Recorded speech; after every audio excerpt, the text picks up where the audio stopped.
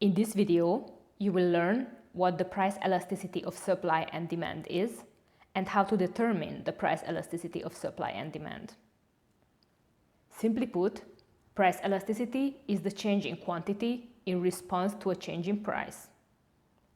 We can distinguish between two main forms of price elasticity of supply and price elasticity of demand. The price elasticity of supply is the change in the supplied quantity in response to a change in price. Mathematically, we can express this as the percentage change in the supplied quantity divided by the percentage change in price.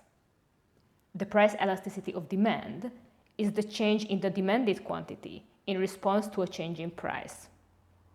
Mathematically, this equals the percentage change in the demanded quantity divided by the percentage change in price.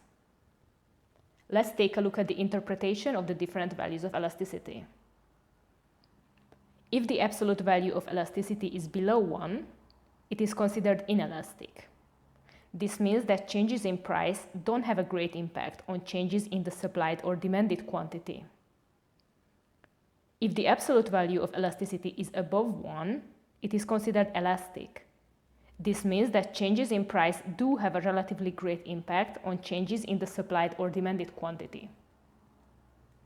If the absolute value of elasticity is exactly 1, it is considered unit elastic or unitary elastic.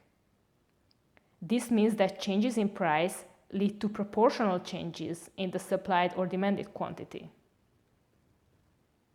After learning the basics of price elasticity, let's look at an example of how to calculate the price elasticity of supply and demand. In this example, we will calculate price elasticity at different points of the supply and demand function by using the midpoint method formula, which is a common method for calculating price elasticity.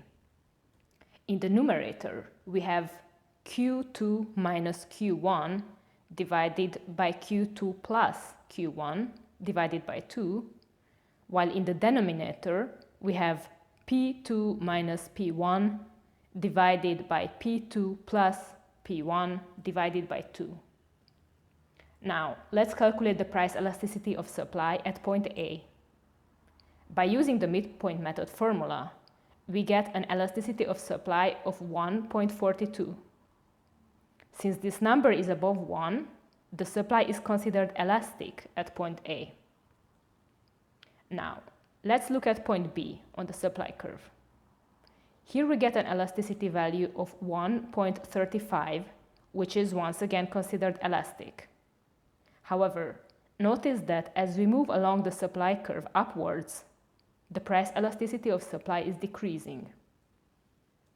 Now, let's calculate the price elasticity of demand at point C.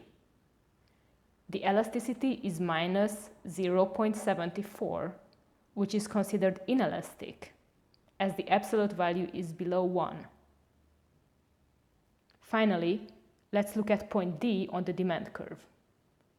Here, the elasticity is minus 0.48, which is once again considered inelastic, as its absolute value is below 1.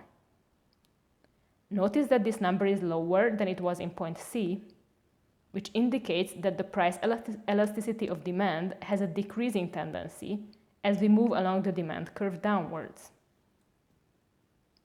I hope you found this video useful, and let me know in the comments if you have any questions. Thanks for watching, and don't forget to like, subscribe, and hit the notification bell for more videos.